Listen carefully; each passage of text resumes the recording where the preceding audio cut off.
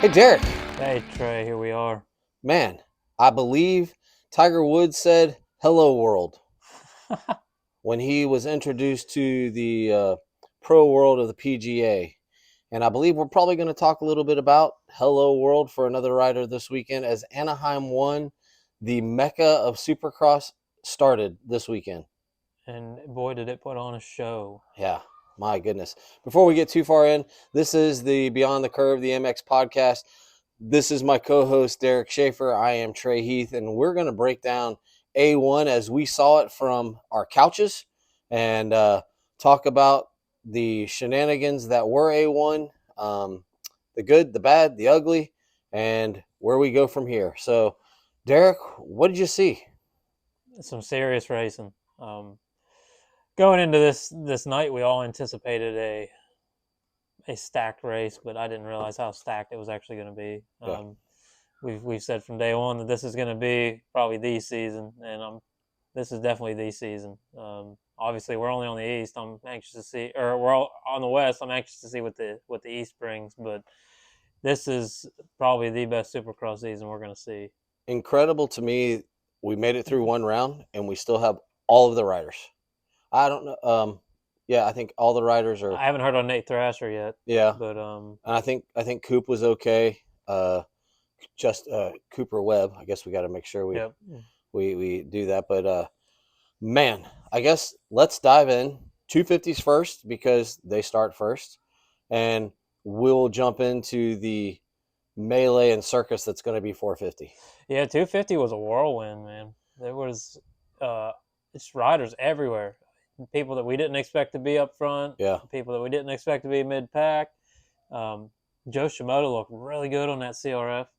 I wasn't sure how that was going to be, but he looked really good. RJ was out there looking good. Jordan Smith, he's a top contender, but I didn't expect him to have the night that he had. I know they talk about well he was a title contender in 2017. Yeah, that was That was what? 6 years, Yeah, well 8 years exactly. ago. Um, but I think the biggest shock to the system is Julian Bamair.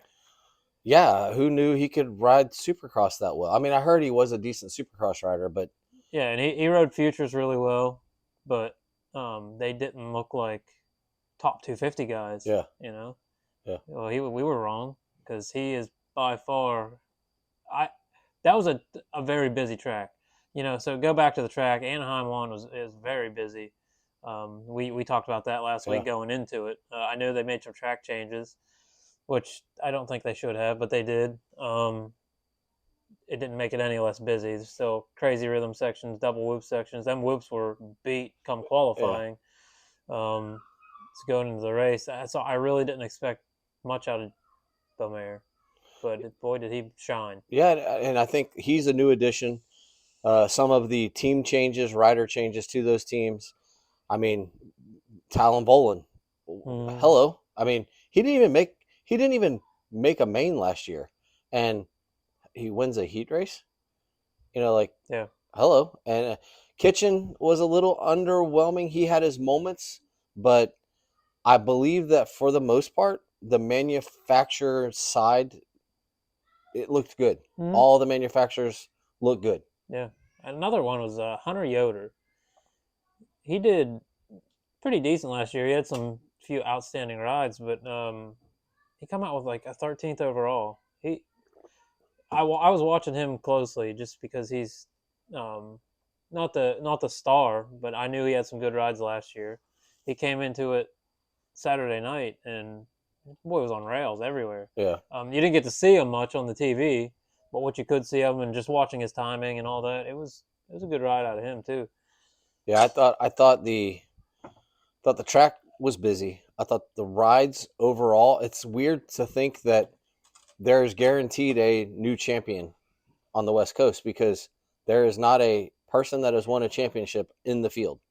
No, and I think this year anyway, without the Lawrence brothers, um, I think there was going to probably be a new champion anyway. There's a lot of guys showing Yeah. a lot of promising aspects. So So let's jump into some of the key players. Jordan Smith. He's a guy that he's had greatness. He's had lackluster. This time, Mm-hmm. there was greatness. He and RJ are really close. They know one another. They race each other hard, but for the most part, they race each other clean. Is there a comfort factor there for him? Like, hey, I know that the only person that's going to really do something for me is RJ, or is it just first race? I mean, first race, and he just came out and he's been on a heater. Yeah, I don't know. He was riding well. I Yeah, mean, smooth, consistent. I think this just shows what he's going to bring this year. Like he was always top five guy last year, but I think this year he really amped up his program a little bit. Sure seemed like it anyway. yeah. He's doing the right things. I think Levi Kitchen is going to have, I think you get Levi and Joe Shimoda get a few races under their belt. I think the top five is going to be pretty cool. Max Voland was riding really well. Did I say Talon Bolin? I said Talon Bolin, didn't I? Yeah, you did. I said his Talon dad. Hawkins. Yeah, Talon. But I was thinking of his dad. Max Voland. And by the way, we're allowed to call him Max again. He said we can call him Max instead of Maximus. Mm-hmm. That's nice. He told the media that. But I do like the Brock Tickle vibes he's got going on with the 20. That's cool. But yeah, he kind of showed like Kitchen, like, hey man, I'm up here with you. Yeah. I think Thrasher, man, the guy, he's like checkers or wreckers almost. Like I feel bad for him because I think he is talented. Mm-hmm.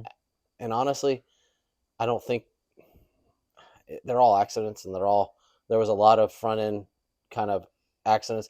But the one Cooper Webb had, dude, he just hit a kicker and never made it over the table. I mean, so the way Thrasher landed, same type of thing. He just happened to land hard on that shoulder. Hope he's okay. But you made a point with Shimoda after a few races. The problem is, man, the West Coast and the East Coast, these series are short. Is it gonna be too late? Because it was, yeah, he rode okay, but it was kind of, he was there. Yeah, well, the nerve. I think we get the nerves out of the way now. Round one's over. A lot of nerves coming into A1. I mean, man, I was nervous, and I'm not racing. I wasn't there. It's just the A1 anticipation. I think that might have played a big part in a lot of riding this weekend. And there's a lot of pressure on him. Yeah, that's what I'm saying. There's so many changes. We got manufacturer changes, team changes. They're just now getting used to all that. Then they're jumping into A1. I mean, it's nothing new for the sport. Yeah. But some of these guys just need some time to adjust a little more than others. And like you said, sometimes it's too late by the time they can. And that's a big thing with Shimoda is he seems to shine when it's too late. Yeah. But he showed some good qualities this weekend, I think, that are pretty promising for his ride. He could have done a lot better, but I think now with like the nerves out of the way, the pressure, maybe the pressure will calm down a little bit. And I think this weekend's going to be more the telling weekend of how the season's going to go. I heard, I don't know where I heard it, but someone said RJ was pumped because he's like, I get the red plate. And then that was in his interview. Okay. I've never had a red plate. And I wonder, the excitement of that is cool. Great bonuses, awesome. You've won A1. That seems to be the race everybody wants to win. That in Daytona. But have we ever seen RJ have to handle the pressure of being a leader? Not really. The only, honestly, leading pressure for him would be being out front, and that usually doesn't end well. But he is older. Let's not forget, he is not Julian Beaumer. 10th 250 season. Yeah, so he's what, 26, 27? I mean, yeah, he's not young, so he should have some maturity. Yeah, he should be in 450s by now. You know, time frame wise, but he's obviously been like an underdog. He's had a lot of issues. I mean, he's a local boy here, but I think if he doesn't do it this year, I don't know that there's going to be another year for him. But what we're critiquing him, but damn, that was a good ride. Yeah, good ride, solid. I mean, there's really no flaws. If he could go out there every weekend and do that, there never would have been any really real critiquing anyway. Yeah. You know, that's what he's needed to do from day one. He he he backed down the RJ a little bit. Mm-hmm. He didn't really give us any like, oh, RJ moments. Yeah, I really didn't see.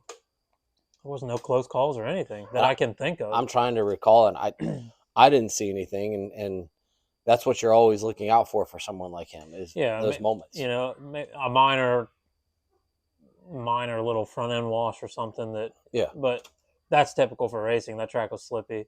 You know, it broke down hard, but nothing major like endoing it all and Yeah.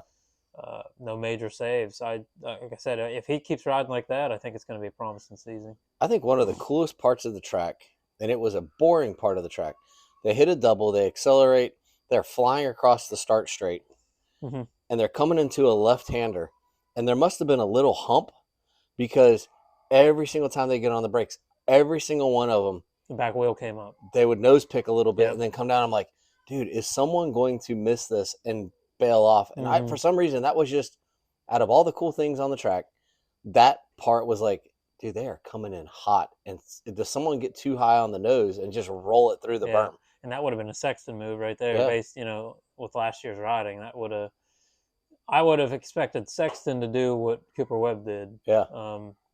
So he's looking, not to jump ahead, but he's looking a lot better on the bike because you didn't see a lot of that. And we'll dive into that more, but he looks physically different too. Mm-hmm. There's a little different look about him. I watched an interview and then last year and I'm like, the face is different and there's some different stuff. But no, on the 250 side, I mean, as exciting as it was, there really wasn't a lot of, what was the top five? I mean, we know RJ and Jordan Smith, Levi Kitchen, Joe Shimoda, Max Bowlin. So Levi, after his debacle in the heat, he comes back and puts in a good solid ride. I still don't know if that makes him championship material, but I think Mitch has to be happy with, okay, I have two riders in the mix. Yeah. Not out the back. Yep. Now, how about Mitchell Oldenburg slamming a gate? Oh. And that boy got stuck. I don't know how far back where did he end up? 5th. That's a great comeback. No, I'm sorry. 8th. That's a great comeback. Still, I expected him to be like way behind by the time they got that bike out. Now is he with Smart Top? Yes, I believe. So if we go back to who manages Smart Top, that family name, they have a tendency to try to time gates. Yeah. I wonder if they're like, hey, you can get the whole shot here if you just time it. And he mistimed just let go because you didn't see any flinch around him. You didn't see a gate flinch. You didn't see anything. He just way ahead of everybody, just slammed it. Yeah. Now he caused the riders on each side of him to flinch a little bit. Yeah. But they got away. Yeah. He did not. I feel like when they finally they held for a while with the camera and they're like, man, we got to go. Yeah. And he was the gate's still vertical and he's like just sitting there. Yep. So good. But no, I mean, any surprise rides for you, good or bad? Not. I think we pretty much covered everything that surprised me. I didn't expect Kitchen to go out there. He's a good rider. I didn't expect him to really shine. He did. I mean, he did well for minus his little debacle here and there, but really just him, and then Julian Beaumer was. I mean, that's the main topic right there. I did not expect him to come out and ride like he did. He looks comfy. Yeah, it's just everything, body language, the bike. It all clicked. Maybe it's just for a race, but I think he's got a lot to show this year. He had one minor bobble in the main, kind of getting hung up on. Saw a guy come on the inside. I think he overcorrected a little bit. Mm-hmm. Hey, that's okay. He didn't fall. He got back going and salvaged his first race. Real pro race. Yeah. I mean, I think he held it together pretty well. But because it's tight there, it's crazy. Those the tough blocks. I was watching Race Day Live, and they were talking about Jordan Smith. Jason Thomas was hyping up Jordan Smith, and all of a sudden he comes out of the whoops and tags a tough block that's laying in the track, and Jason's like, that's exactly the stuff that we're talking about with Jordan Smith. Like you've got to avoid that stuff. Like there's no way he didn't see the tough block, and he just rode right into it. I don't know if he thought he was going to go over it. I Yeah. mean, yeah, don't get me wrong, them whoops are tall, but you're gliding the top of them. Even at that, the tough block was there, but he had time to correct. Yeah. In my opinion, at least correct enough that you probably could have clipped the side of it at last minute or whatever. But it didn't even look like he tried No. to correct. He just decided he's going over it. And the point of that was, I'm not digging on Jordan for that, but those tough blocks, they make the track. None of the practice tracks have tough blocks on them. They can, if they escape, if they make a mistake, they escape off the side. Yeah. And Julian got outside and pushed, and guess what? There's tough block there. Mm-hmm. And when you're going that slow, because they were rolling, and he you're not going to get it. Yeah. The only thing I'll say is they had a couple cross flag incidents. Were there any penalties handed out? Because So I expect Levi to get one. Because there was a little not jumping going on. And yeah, and Shimoda made a pass. Yeah. Like literally right on the flag. So I was expecting Shimoda to get docked, and then Levi, if I remember, he jumped into the section and then woed it way down. But you clearly see the flag going into it. So I was expecting both of them to get docked, and they haven't. If they were going to, they would have already. Yeah. So I don't know if they just let it go this race, or maybe it just the camera angles for us were. Yeah, because I know the AMA's gotten better now. They're posting the penalties, so we'll know. It's which is cool that we'll know. But I really thought the only thing I'll say is, and I know it's another person or another two people, if they're going to have a red flag situation, they almost need to have a green flag after. Like, here's the red flag, or not the red flag. Sorry, medical flag. Here's the medical flag. You are in medical flag zone until you're not, and that is a green flag. Technically, they go off that whole section. So, and that's what I'm saying with Levi when he jumped into it. No passing in that section. So, and then he didn't pass, but Joe Shimoda did. Yeah. When he had that battle going on, literally right on the flag, he went out around him. So that was with Voland, I think. Yep. And Voland was, you could tell, not rookie, but he was being very, very cautious, where Joe just wanted to get around him. That's the big one that I expected to see a penalty out of. I figured he'd get docked a position, but we haven't heard anything, and I don't think it's going to happen. Don't think so? Not if it hasn't happened yet. I mean, we can go through the week here. It might. Yeah. They might still decide to dock him one, but we'll see what happens. So takeaways for the 250 class, 250 West, round one. Takeaways for you. It's going to be a good season, just like we said here at the beginning. I don't have no predictions, but I think like I said, this weekend here coming up, San Fran's going to be.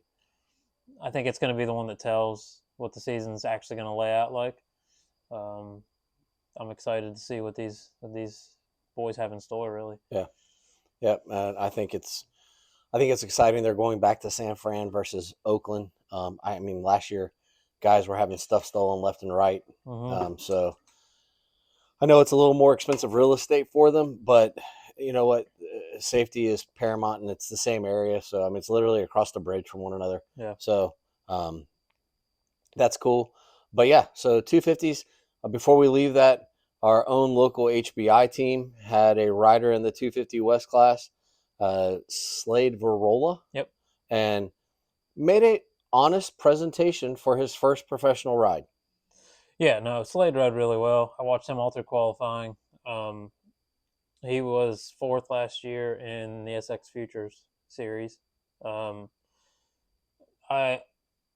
I really wasn't expecting a lot. I mean, there's a lot of nerves. Yeah. I figured a night show I was hoping for it, but just local team hype. Yeah. But I think he rode really, really well for being a rookie. I think this week coming up is going to be really good for him. We'll see how it goes. I'm sure he's got some stuff to work through. A new team, fresh on a new team, rookie season. So we'll see Now, did he ride Cowies last year in futures? I do not remember. Yeah, I don't either. I can literally picture him riding, but I can't remember what bike he was on. Yeah. So I'd like to get him on here and just see what that rookie experience was like going from futures to the big show and just missing the night show. Yeah. Um, And if you want a good follow, I mean, missing the main is what yeah, I meant. yeah. If you want a good follow, the team owner, Matt Bell, he seems to have travel, we won't say debacles, but interesting travels to and from races. And gets on a streak of, for some reason, being the person that TSA wants to check all the time. That streak was broke. It was broken, but then immediately started back up. And it started So Derek and I would like to offer fashion consulting to wear or what not to wear, so that maybe you can avoid these fashion or these TSA checks. Unless you just enjoy them, we would like to offer, give us a call. You've got our number. Give us a call and we will offer you our solutions so that you do not have to go through TSA checks. I've only been stopped because one time I forgot to take out a pocket knife, and the other time I had a bottle of water in my bag. I don't get stopped. I mean, I don't get stopped when I go through the airport. I've never been. We've had a bag checked once, and I don't think it was anything. I did have a bullet one time. A bullet. Yeah, Okay. I forgot about that. I took my hunting bag on a trip, and I didn't mean to. I just needed a book bag real quick, so I threw some clothes in there. Was a bullet in the end, in the bottom of the bag. That's where the pocket knife came from me. I was going to Indy and I hadn't used this backpack in a year. Yeah. Filled it up and they couldn't find it in the bag. They took everything out and they couldn't find it. I'm like, if you can't find it, how the hell was I supposed to find it to use it? So when I got stopped, I said just throw it away. Yeah. It's not a big deal. Yeah. I didn't even know it was in there. And then I think one of them had like some empty shell casings at one point. But yeah. So Matt, if you would like some help with your dress code or what not to wear, or maybe the facial hair trimmings or something that we can assist you with to make your travel through TSA smoother, unless you just enjoy the wake up call. I don't know. Maybe. But yeah, we'll let you, that's private. But no, so I can't say really congratulations to HBI, but congratulations for starting your second season and your first full season. Yeah, it's going to be a good season for that team. It's still congratulations to them because they put a rider in the night show. Yeah. After some very quick injuries that kind of changed the season around. So hats off to them for putting something together, getting Slade on the team, and then for making a night show straight out of futures. I mean, I think that's wonderful. I think they got a promising season ahead. I can't wait to see Ty come back and watch him get in this 450 mix that's already totally stacked. So we'll jump right into that 450 stuff. Yeah, I believe now we will call this the Welcome Hello World part of this podcast. Yeah. And we can start with heat races. We can start with heat races because there was some Hello World stuff in the heat races as well. Plus, we can go up and down with this all night. The 450 racing was incredible. Some very misfortunes. We got Vince Freezy that was pulling Vince Freezy all night long. I got a question though. Mm-hmm. In the start,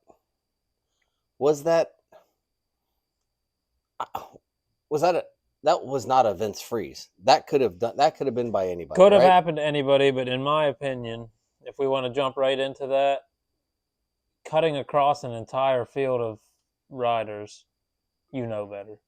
Like he's a good rider. Don't get me wrong. He's a dirty rider. I mean, people complain about Barsha, but Vince Freezy's a whole nother ball game, in my opinion. But he knows he's not as fast as some of those guys, so your timing should be better. You've been doing this for so long that you know you're not going to make that without clipping somebody. You got the fastest riders coming up on the inside, and you cut across all of them. You know you're going to clip somebody. So maybe not the dirtiest of moves, but I'm not saying it's dirty. Not the most educated of moves. I'm saying that's more of a rookie mistake than it is a long time vet mistake. It was kind of like there was a 250 race a few years ago. The guys were, I think they were on Hoosier Tires and Yamaha. I can't remember the guy's name, and he never turned. It was like he went straight Yeah. and literally took out everybody Yep. on the right side of the start line. And it was like, ew. Like he just never he just missed the break or something and Yeah. just And that's a rookie mistake. Like AP did that last year. yeah. He landed that one jump coming into a 180, and he shot up Yeah. into the net. Just So missed the break. but so free and I did not see the Freezy Wilson thing. I didn't Not till yesterday, I yeah. think I seen it, but that was pretty hard hit. I don't blame Dean for being mad at all. Was his exact words, were there not enough words to describe him? Yeah, yeah, he got what did he say? He got freezed, or Yeah. something like that. I don't remember. It was wild, but But that kind of put foreshadowing. That kind of put a dent in one rider's race. the entire night, yeah, Yeah. and because Hunter got hit pretty hard. Yeah. He got hit and rolled and run Yeah. over and It was coming. That was what the heat, yeah. and coming into the main, he still had the ripped jersey on. Yeah. He didn't make the main. The last chance. Last chance. Yeah, he still had a ripped jersey. I mean, you don't have much time. Yeah. But that's where we actually got to see how much he actually got hit and rolled and everything else. Till yesterday, all the pictures came out, and he was tucked in tight, just pummeled. But I'm glad that he got back up. can we drop the kickstart Kenny thing, because like it's a Suzuki and Supercross, and I mean honestly, they're not that expensive. And if I was going to go just do some cross training and go ride some motocross, I could go buy a Suzuki because I'm not scared of having to kick it on a. I wouldn't want to do it on an off road track, but on a hill. But on a Supercross track, I mean, it's a good bike. It's a good bike. He's comfortable on it. I mean, They put 3 of them in the main. Maybe someday they're going to go electric. I doubt it. There's no point, Yeah. really. But they're doing well on them. I mean, Kenny's comfortable on it. At this point, I think it's just a name. They hyped it up way too much last year, and I think it's died off a little bit this year. But well, they said kickstart Kenny they did in the broadcast, but it's not like over and over and over again. And he didn't bring it up in the interview. I will say he sounded vibrant. Like he sounded vibrant in the interview. Like he seems like he's in a pretty good spot. Even his pre-race, they pulled him over and talked to him, and he didn't seem nervous at all. He said he wasn't nervous. Yeah. He's just, this is what we do, and feeling really, really good. And you could tell just in his voice, I think he's ready for this year. He rode well. He obviously the main he had some issues, but I think he had a pretty outstanding night. Yeah, I mean Dylan Ferrandis had a great heat race. I mean, how is he going to respond of not being on a true factory team? And boom, hello, I'm okay. I'm fine. Anything else on Heat 1? Not that I can think of. I mean, that was the main thing. That's the major hype was the Hunter just getting absolutely pummeled. Yeah. I can't think of anything that really stood out. It's just that one race we were all anticipating for, and the racing was really good. Yeah, really good. I hope the entire season's like this, like we expect it to be, but it's looking like it's going to be that way. So Kenny had his hello world moment in the heat. Then we go to Heat 2. Jet's disappointed. He sees his brother get rolled. Of course, we have to go to him and watch his reaction and see that he's of course he's ticked off. His brother just got pummeled. Yeah. Like, for God's sakes, guys, like, enough. I know he is the future. He is the present. He is, some would say he's Jesus, but I think they already use that for C and Cirillo. But Cooper Webb says, hey, guess what? I lost all my weight from Paris, and here's how you block pass. Mm-hmm. Coming out of a corner. That was an awesome pass. Like, little aggressive. Yeah, a little aggressive. But I think he wanted to make a statement, and that's what Cooper Webb does. Yeah. That's his way of getting in these guys' heads, and I think he did an awesome job at it. He seen an opportunity and seized it and ran away with it. Yeah. Totally mind blown. Was not expecting it. I didn't expect him to come back fighting like he did. He always says he's ready to win one, Yeah. ready to stand up there with these boys. But he can back it up. Last year he rode really well. He's such a silent killer. He's I just a mean, racer. he He's is, just a racer.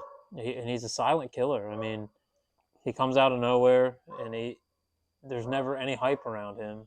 The chip on his shoulder is legit because I mean, I've heard, I've read, I've even Weege said it on the broadcast.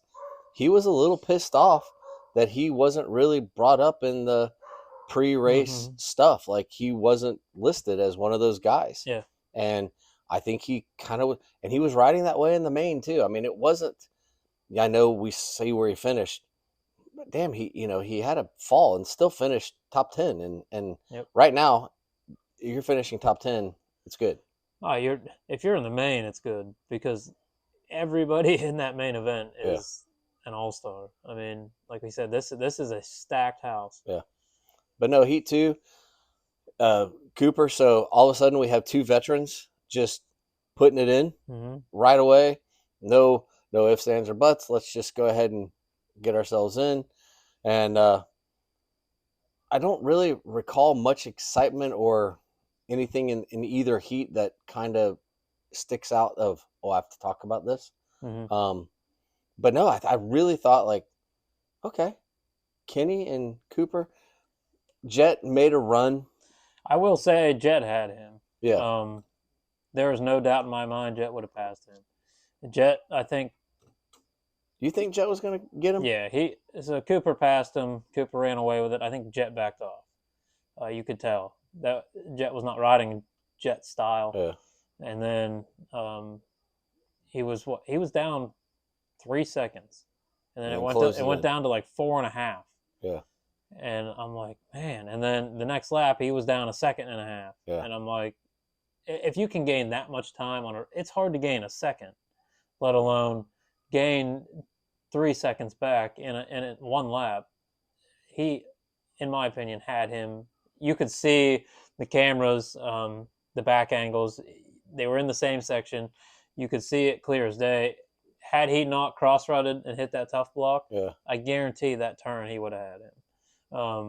Not saying anything against Cooper Webb, but when Jet charges, he seems to make moves. I do like the fact too that as Jet was going down, for all you young riders, he was doing everything in his power not to let go of the clutch.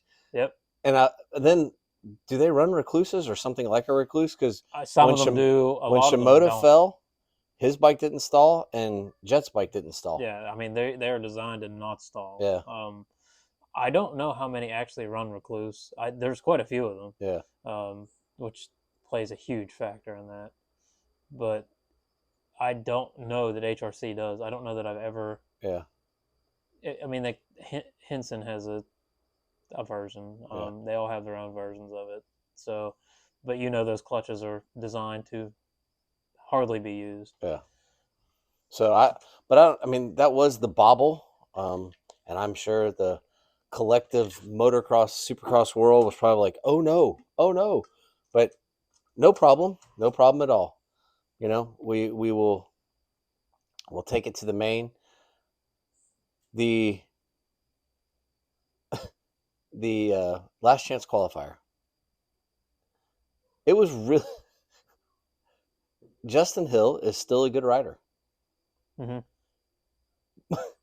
Why are we trying to beat up the 40-year-old Kyle Chisholm, who's, by the way, Kyle wasn't even close to qualifying out of the heat. I mean, I was like, oh, this is not. Props to him for even being out there still. He qualified 25th. I didn't even pick him in fantasy because I'm like, dude, maybe it's just not good. Maybe it's not good. It's not even close. I'm like, good choice not picking him in fantasy. Goes out. He's just a racer. He's just an old guy. And all of a sudden, he's ahead. Justin Hill, you know what? I'm going to make this pass. I'm like, dude, you're first and second. Like, just don't ride him up the berm. Like, there's no need. Like, and then Justin just rode away. Yep. And look who's in second, Chisholm. And I'm like, and then Freddie Noren, who is our motocross specialist, all of a sudden he gets Chad Reed's number, and he's a supercross guy. Whole new animal. I mean, and then we have to talk about Hunter. Hunter has a crap start. It's a short race. Crap start. Hunter's good at terrible starts, though. I Mm-hmm. mean, if one thing's never changed, it's that. But what happened? What he was so far back, but what was taking him so long to move forward? I I truthfully think there was pain going on Something there. going on. He wasn't riding. You could tell. Like, it should be nothing for him to pass every single guy out there Mm-hmm. within 2 laps. Um, it's my personal opinion is there was either pain. That bike was totally disassembled in Yeah, between the heat and the yeah. LCQ. They had a fire sale for. They had the forks off of the thing. Mm-hmm. I'm sure it was pretty bent up, to their standards. But I think that underlying medical stuff was definitely the cause of it. Of course, it's the big hype. Yeah. It's the news right now. But I don't think we're going to see that again. I don't think so either because I think those guys are. You hear their story of where they came from and all that stuff, and I just think it's a hiccup. I think it's a hiccup, but I will tell you, I don't know who got the shot, but one of the coolest photos I saw was Hunter riding down the tunnel and the backlights and everything, and him riding down the tunnel after the LCQ, and it's Mm-hmm. like they caught that moment of him by himself Yeah, going in and I thought that says a lot. And if I was Hunter, I'd kind of have that, like, can I get that picture and yeah. put that in my locker? And but before we congratulate Cade Clayson, it was a family discussion. Even my daughter, who watches the races just because she likes the racing, Dad, what's wrong with Cade Clayson's gear? What was that tan human skin color? Oh yeah, I don't know. He was riding, and I'm like, I did a double take on that. I'm like, it's like '80s gear, man. It was, But the Kellers are not '80s. It's like an '80s house. yeah, Yeah, yeah. It was uh, like it almost looks like they we ran out of time. You're just gonna run this yeah. beige gear, and it's okay. We're just gonna, We have this on the shelf. yeah. Let's throw your number on. I don't know if it was a representation of something. Obviously, you don't see much of him. We No, we weren't there. We're not there for another 3 weeks. So the behind the scenes stuff, I don't know without yeah, us being there. Maybe there is a huge memorial thing about it yeah. or something. But it was But not pretty. it was definitely uh, off. I can't even think of a good word Yeah, for it. That it was just a. I told my wife, I'm like, now if it had a giant brown UPS logo on it, and you were like being sponsored by yeah, UPS, I'd be like, I could okay, get it. I get it, I understand, but Still the or wrong Kellers though, man. yeah, but it was just. But all that being said, because really, congratulations, you rode your tail off, you got into qualifying position, and then you fended off the 250 motocross and 250 West Coast champion, Yeah, and what a smart move by going inside. Hunter dove inside even further, and Cade was like, "No, no, no, no, no, I got this." And congratulations for making A1. That's an accomplishment. yeah. No, he rode really well. He the entire night. He Yeah, just not somebody I expected to do what he was doing. Um, that sees miles from last year, yeah, in my opinion. yeah. Couple quick for me, just kind of wrap up things on poor Phil Nicoletti. The guy complained the whole SMX series about having to ride the last chance qualifiers. Although he knew the rules to the last chance, knew the rules, he Yep. had to complain about. I mean, he complained about him. Made some good money. Comes in. They've changed the points this year. For those that aren't aware, it used to be 25, 22, 20, and then it went to 26, 23, 20 something. Mm-hmm. They've gone back to match motocross Yeah. for this whole SMX. So now it's back to 25, 22, 20, 18, down by one. Yep. Last place in the main gets no points. Correct. So congratulations, Phil. You rode right into the main, no problem. You were running well in the heat. The bike has a bog. A fuel injected bike has a bog, and he Mm-hmm. doesn't get to take because he's not finishing last, and he gets last, so he Yep. gets no points. Congratulations for flying out to the West Coast, and you have nothing. Yeah. And that there's a whole bunch of. I think it was Oakley or somebody was saying, well, why doesn't he just ride it? That's a bike with a bog on a supercross No, track is the worst possible thing you could ever Yeah. imagine. Yeah. Um, I haven't done it, but I can only imagine because I've had that situation on my practice stuff, and it's like, yeah. hello. I broke both arms at one time because of a bike fall midair. Yeah. Um, it throws the bike forward. You lose all power. It's like an airplane. Once it loses power, it dives. And it didn't sound right when they were listening to it. It Yeah. didn't sound right. That was one. Number two, what happened to Logan Carnow that he didn't start at all? And I guess there was no alternates because he made the night show, but there was no one that took his place, and he did not. I don't know what happened, but that's something that talked to our rider Rylan Munson. He's good friends with Logan, so I'd like to Yeah, see what actually happened there. I actually expected a lot out of Logan this year. yeah. I He's mean, got a good program going. I think he's finally on the right track, and his riding. Rylan even says that he's looking really good on the track. So I'd it's like to get an update on unfortunate. that. Yeah. Yeah, Obviously, we won't be able to bring it to you, but I'd like to get an update on that. And then Danny, one of our friends who's been on the podcast, I was going to painting bring that up. painting helmets for Justin Starling. What happened to Justin? I don't know what happened to Justin, but hats off to Danny on that because Race Day Live, they showed some really good shots of Justin wearing that helmet. I texted Danny, I'm like, look, that thing shine. It's really cool to see that, but I don't know what happened to him. Okay. I heard something, and I can't for the life of me remember at this point, but I think he looked good in Race Day Live. Okay. So his qualifying sessions looked pretty good. So I got high hopes for him this year. So those are the only two. Like you see that backside, and you see guys that aren't even taking the gate for the last chance, Yeah, and you're like, "What's happening?" and it's hard for those guys like that. That obviously they don't get much coverage, so Yeah. you don't know what's going on. But it's hard enough to build the program that they have to begin with, Mm-hmm. and then have mishaps like that. Yeah. It sucks, but I can't wait till we're there and we can get the real in-depth detail of what's Yeah. going on throughout the night. But no, I think general takeaways for me for 450s, it's exciting. Good Lord, is I'd never realized that Jet. I mean, we've talked about it, and people have talked about it. That this Jeremy McGrath 72 wins thing, and I didn't realize that was actually on his mind. Yeah, and it's awesome to actually hear that. He's not just some young punk kid that Yeah, he's a prodigy, but he actually has goals in place that he wants to beat that number. that's a big number.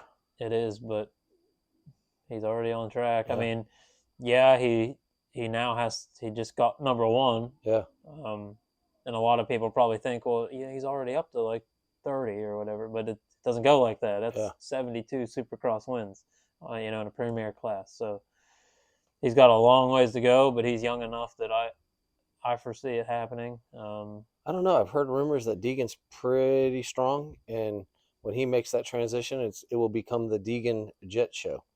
So I don't know. I mean, that's a long. We're 2 years away from that. Yeah, I would guess, but I'm not going to say it's not going to happen. yeah, Deacon's a good rider. He's got his flaws, but they're kids. So Jorge Prado. yeah. Let's touch it. We did not talk about that at all. And that guy deserves props. Yeah, he went out. Yeah, this is his dream to race Supercross in America. Multi-time MX2 GP champ. He looked really, really good at qualifying. Like, I figured this. He hasn't rode it much at all. Yeah. And he comes over here, and I'm like, this is a different animal. He's a good rider. MXGP is a whole different world. Yeah. So I was not expecting what I saw at qualifying. That boy rode. Yeah, like, he rode respect and smooth. He let a lot of guys by. Like Eli, he's got mad respect for Eli, and he'll tell you that's like his hero. So Eli come up on him, and he moved out of the way, even though it was a race. Like he didn't have to do that, but he's only here for 3 races. And I'm guessing he probably doesn't want to get hurt either. I mean, he's got a title to defend. Yeah, so he goes back after Anaheim 2, yeah, to defend his title. But I think this is probably going to be his move in the future. But and I think people there is a group of people that don't respect what he did. Yes, he's a really good motocross racer. It's a completely different beast, the supercross. From every pundit professional I've ever heard, they say, man, there's nothing like trying to understand supercross and getting used to supercross whoops and the timing and landing exactly in the pocket and doing. And yes, he's a really good rider. And you could tell, like, he wasn't flying through the whoops. He was like a mid-pack guy going through the whoops. He was still hitting them though. Yeah, and he wasn't jumping them per se. He was trying to hit them. Yeah. And I take my hat off to him. Congratulations, outstanding. Because we've seen what happens when guys from here try to go over and live the MXGP life. Yeah, it's a completely different beast as well. Correct. And in my opinion, if you see guys, you'll look back of the pack, everybody's jumping. Yeah, jumping whoops. But if you see those few select, 2 handfuls of riders that are still skimming them, yeah, those are the real deal. Because most of those guys are scared to hit them. Yeah. It gets sketchy. So hats off to him because he was giving it all he had. I mean, for the very minimal supercross experience that he has. I didn't know that he was going back and forth too. He's literally, with commitments in Spain and MXGP, he hasn't been staying in California. He's been going back and forth, not weekly, but he's made that trek back and forth a few times too. And I will tell you, it's long enough from our side of the country to Spain. To go from California to Spain, add another 5-6 hours to that trip. Yeah, that's not fun. That is not fun. One other thing, and I can't believe you didn't bring it up and start laughing. Are we really going to go to onesies? Oh my God. My wife is a huge Paige Craig fan, okay? I dated a girl that used to wear onesies. Oh, I get it. But this is ridiculous. I don't know how I feel about it. It's a cool concept. Don't get me wrong, but so his wife, Paige Craig, his wife and my wife have actually talked quite a bit at the races at Dade City and all that stuff. She did a TikTok on that thing. She put it on when they were doing track walk. Okay. So she's like, I'm so scared right now. I'm going to put this thing on. She puts it on and she shows how it works. It's a cool idea. But the funniest part was, she's like, oh, so you have the question of, well, if he's got to piss, how's he piss? She's like, right here, there's a hole in this thing, and it's literally got a piss flap that he can open up. Okay.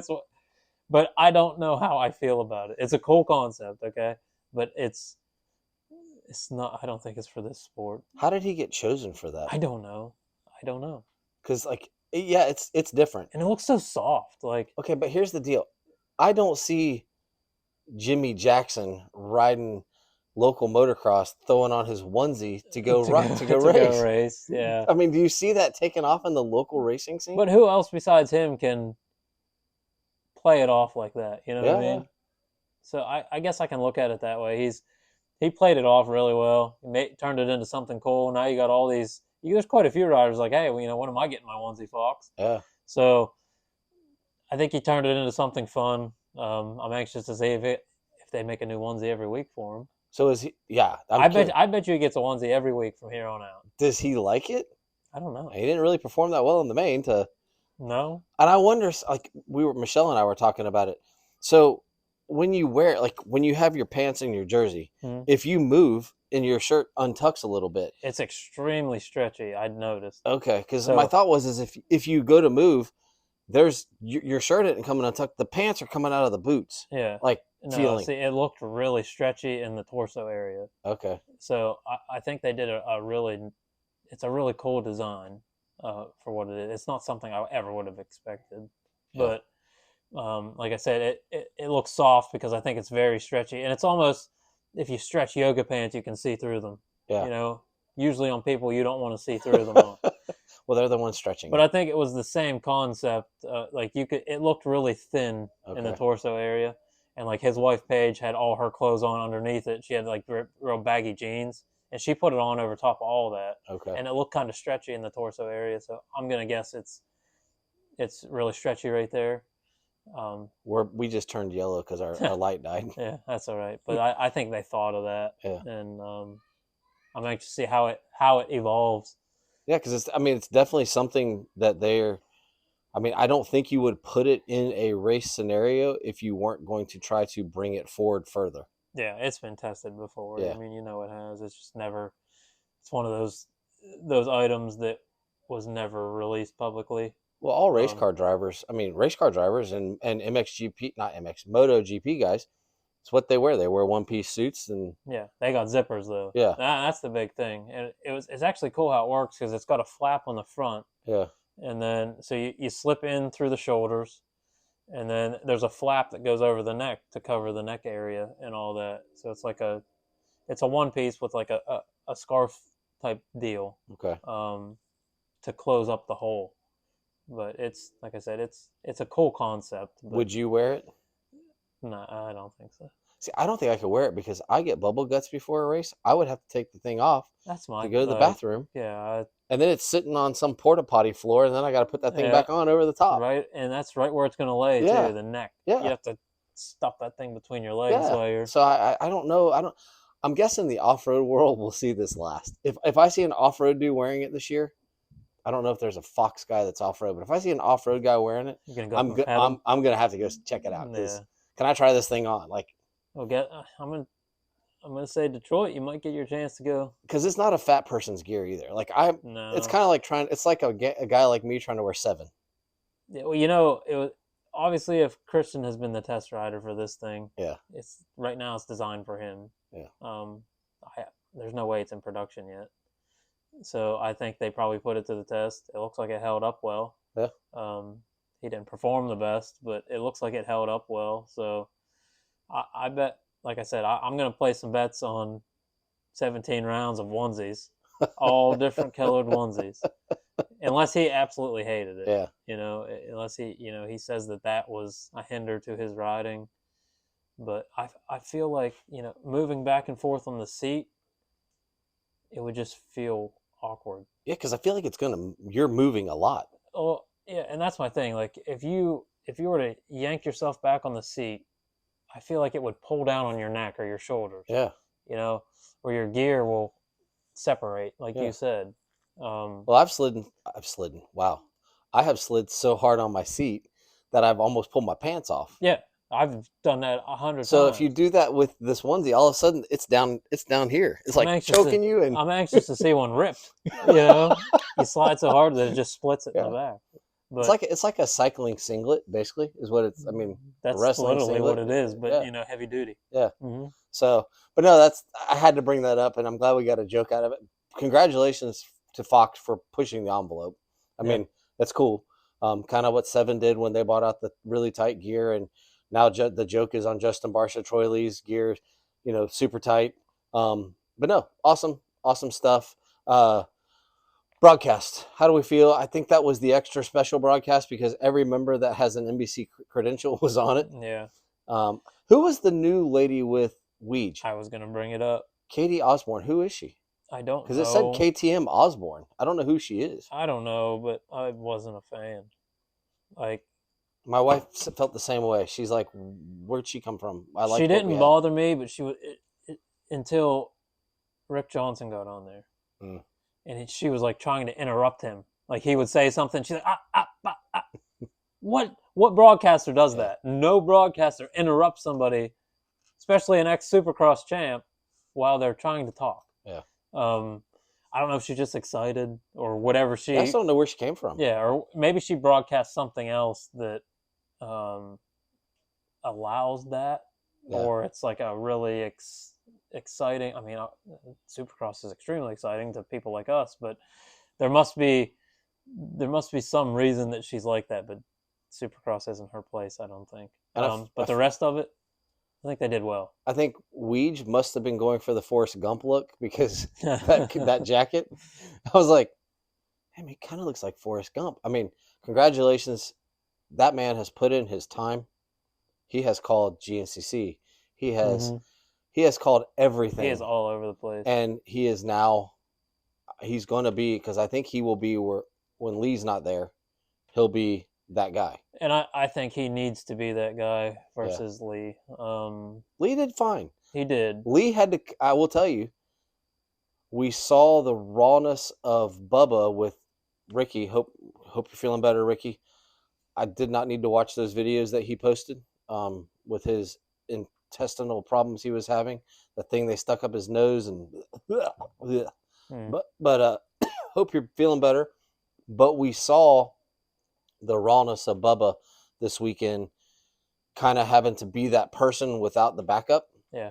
And I think he'll get better. But that's like, probably wasn't anticipating on Thursday that all of a sudden he's going to have to carry with Lee.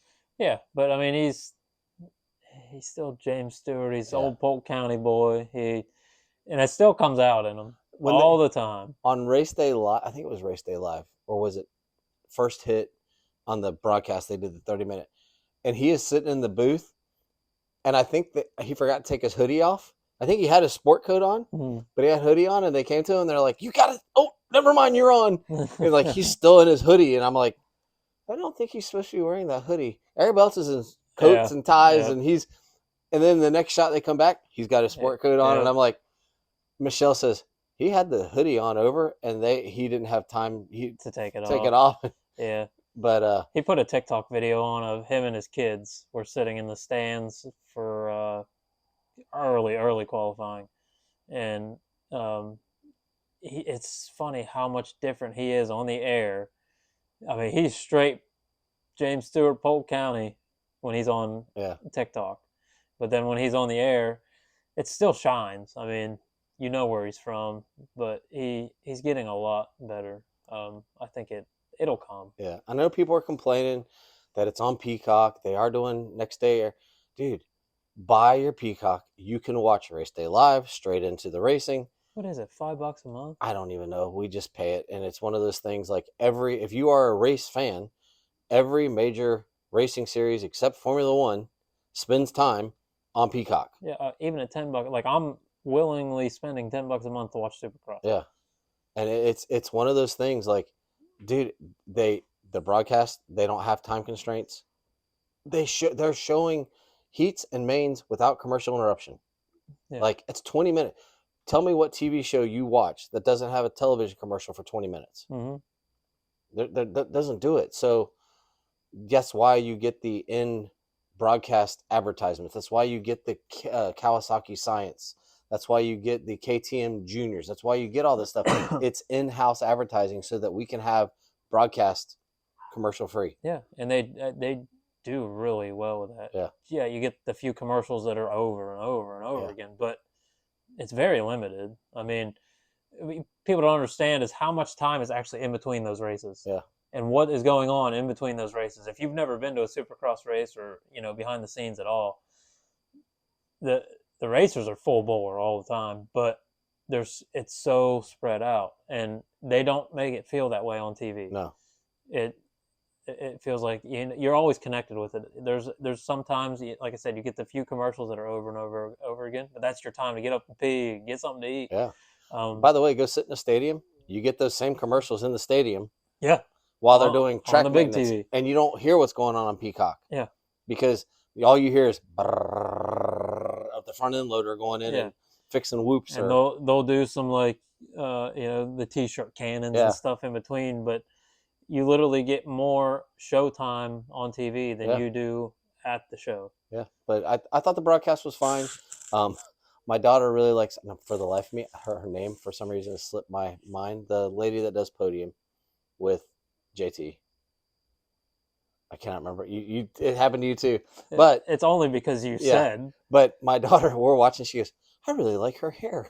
I'm like, you get the most random comments while you're sitting watching. Women. By the way, I feel like JT and Lars must go to the same hairstylist, because when they were interviewing Lars, I'm like, "Oh my God, he has JT's haircut," and then they went to JT, and it's like, it's the same hair. Mm-hmm. That's we should go with that this year. We should just. I'll do it. I can't. My hair's long enough now. I need a haircut, so I'll go for it. That must be the LA style. Yeah. You can do like the horseshoe looking one. Yeah, I could do that. Yeah. But no, it was really good. I enjoyed it. If that was a great start to the season. I think we don't have a lot of questions answered. We do. Well, I guess we have one.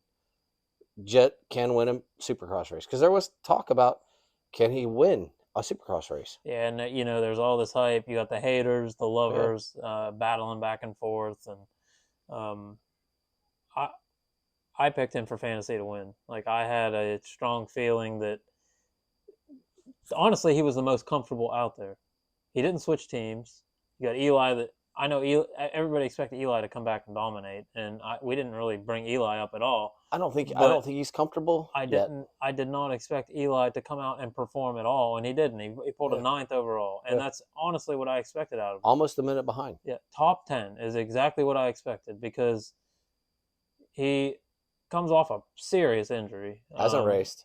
Yeah, hasn't raced. He literally just got on the bike not too long ago.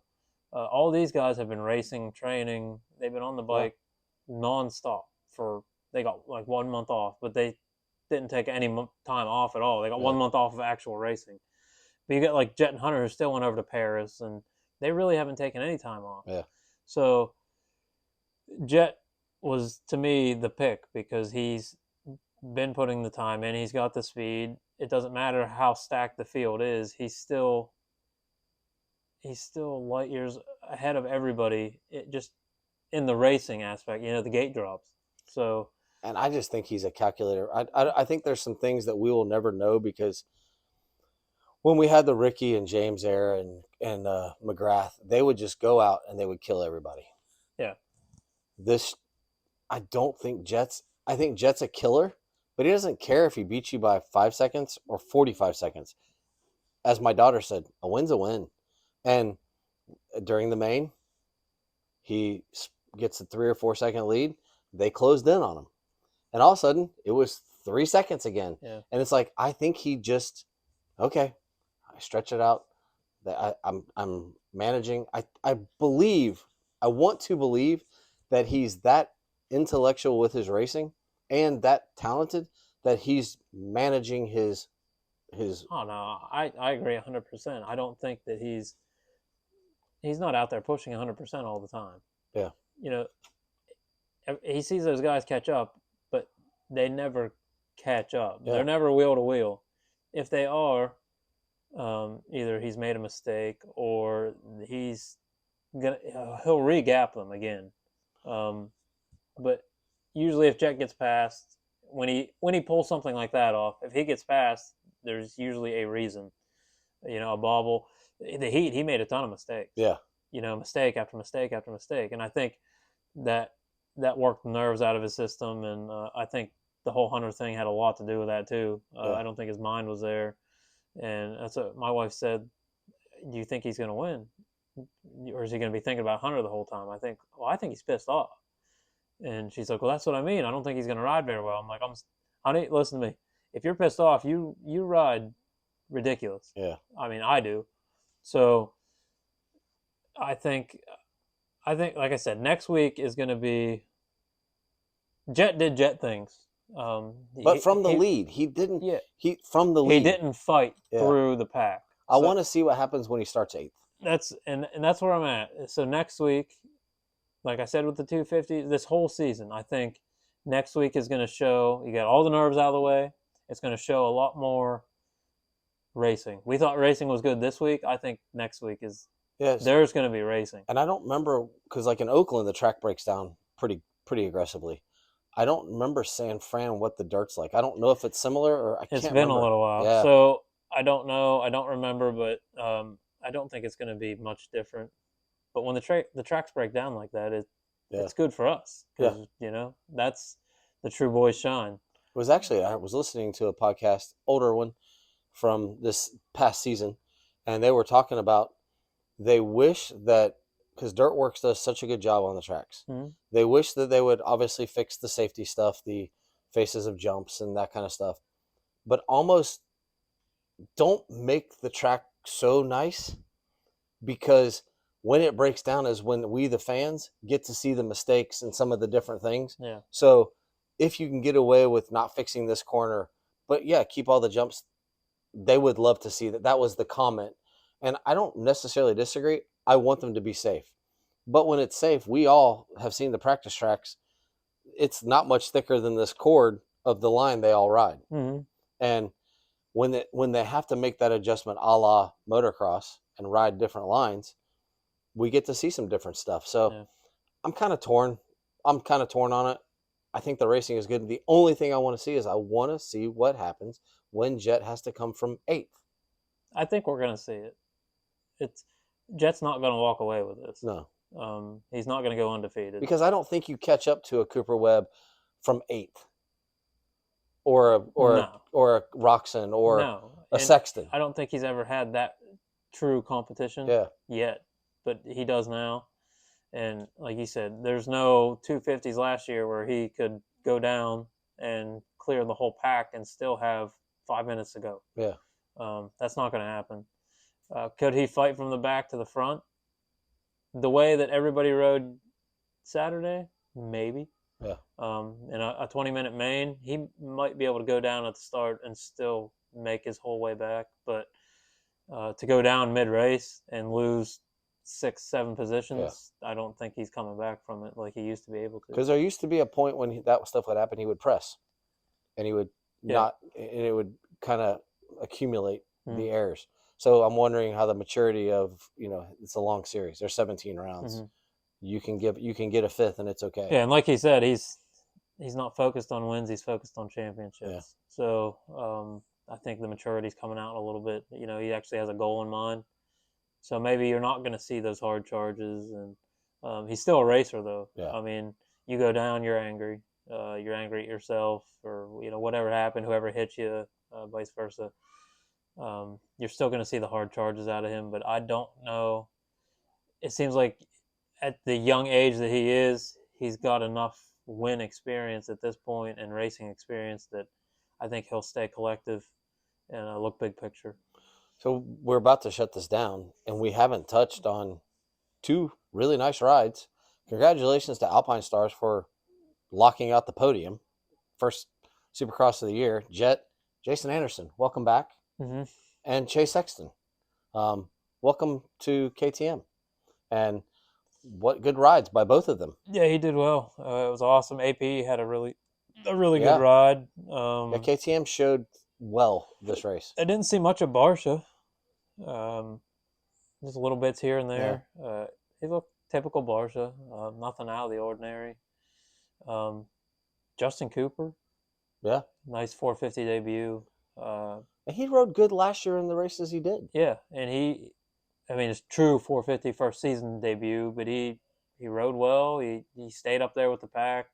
He did what his personality is. He gave us a very boring, consistent performance. Yeah, I expected more out of Adam Cianciarulo. Yeah. I thought maybe this year the injuries were kind of sufficed and everything would start clicking. He rode well, smooth. He wasn't happy with himself, according to his post. I saw. He just wasn't thrilled. Do you blame him? I mean, I think he had high expectations too. Like I said, he rode well. It was a good ride. He just wasn't what I expected him. I expected him top 5, honestly. Definitely top 10. But I think he gets there. If I don't think this track helps him because according to the injury, whoops are one of the worst things, and there were 2 sets, one right after another. Yeah. So yeah, it's like I said, we'll go right back to it. I don't know how many times I got to say this, but next week, we'll get a bigger picture of the season. Yeah, but no, I think great start. I enjoyed it. We're gonna bring it to you from basically our couch perspective, and then when we get to go live, we're gonna have a different perspective because we may get to see things that we can or can't talk about, but we can do what the other pundits do. They can talk about it without talking about it. Yep. But no, I think I we were sitting there watching. I'm like, man, if Ryland makes a night show, we got to celebrate because that's awesome. Like it's going to be. I was looking at the names and I thought he's got his work cut out for him. Yeah. But why not have an audacious goal? Like why not give yourself something to stretch for? Yeah, and his first true season, it's going to be a blast. I cannot wait. Yeah. But it's just to get to ride with those guys in general, even in night show or not. I mean, his goal is to make every night show that he attends, but whether he does or not, I mean, just to be there is an honor in itself. But no, we're looking forward to it. Real quick, I know the Schaefer family is still prepping for Motocross 2024. Mm-hmm. FTR started their second half of the season at one of the kind of the historical famous. I didn't realize Mondon Hill, the Suncoast Trailblazers, have been putting on that race at that track for 16 years. And this was the 16th year of that facility. And boy, we will touch more on the off-road podcast, but congratulations, great race. Jesse Ansley won the AA class by 4 minutes on his new Kawasaki, and he was clearing the step up. He was jumping the jumps. He was taking. They had a hill climb section, and he made it look like cake. So that's what Michelle and I did. We went over and watched my nephew and my niece's boyfriend race quads on Saturday. My nephew also got on the bike and rode the beginner class. He did a little double duty on Saturday. So we'll talk about that this week on the off-road side. But it was fun to be at races and watch racing all in the same weekend again. I haven't done that in a while, and it was fun. So I'm definitely missing it. I'm not gonna lie, it's we're ready to get back in the saddle and get back on the road again. Have you picked the first race? We really considered running the Winter Am Series at Dade City this weekend. I just don't know that we're ready. We've had so much going on with this side of it that I'm ready, but I don't know that I can have bikes ready. And we are getting ready to get back on the bikes though and get some real training in. We kind of gave the kids a break and let them be kids for a little while instead of just grinding motocross. So they're ready too. I got a 6-year-old that's just screaming to ride. So it's coming really quickly. We haven't picked the first race yet for sure though. So, but yeah, we'll figure it out. There's a lot of series popping off, getting ready to go, and Winter Ams is on the verge of wrapping up, and then we start some other series. So Winter Ams just started this weekend. Oh, this weekend's the first one? Last weekend at Diamondback was the first one. So we got a series of 5. So Dade City is the next one, then we'll hit Gatorback. But we weren't up for heading to Gatorback again this week. Trying to wrap some things up here at the house, but we'll see. But we will be covering what we can. I think Michelle and I went through our calendar. We got about 9 weekends off for the year so far of not being involved in some sort of racing endeavor. Mm-hmm. So we'll cover it on our side, and Derek and I will cover it from the pro side. Any amateur race we're gonna cover that as well. But we look forward to. We're 2 episodes into the new season already, and we will cover it. We might actually take some off weekends when there's off weekends this year. So yeah, wouldn't hurt. We're gonna be a busy group of people this year, so it's exciting. So thank you all for joining us for Derek Schaefer and DBS Handyman Services and Custom Fabrication.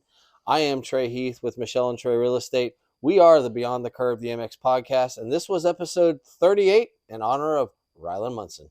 Y'all take care. See you next week.